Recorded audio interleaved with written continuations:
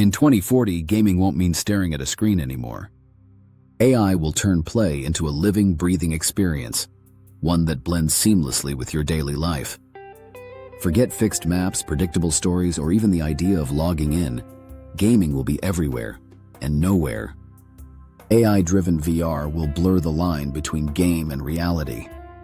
Imagine walking into a park and AI layers an entire fantasy battle on top of it. Or sitting at home where walls melt into alien skies. With brain-computer interfaces, even dreams can become playable spaces. Multiplayer will no longer mean other people. AI companions will fill your world, each as convincing as a real friend. They'll have memories, personalities, and moods. Imagine exploring an alien planet with a crew of adventurers, not knowing which ones are human and which ones are AI. Leisure and work will blur.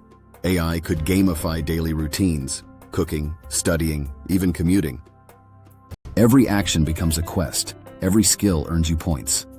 In a post-money society, play may be the currency of meaning itself. When AI takes away boredom, life becomes the ultimate game. But if life itself becomes a game, who sets the rules? What happens when losing means more than just restarting?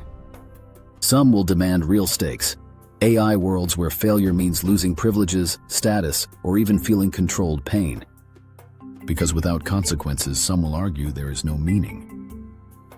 But how far should we let a game reach into our actual lives? In 2040, games won't end when you log out, because there will be nothing to log out from.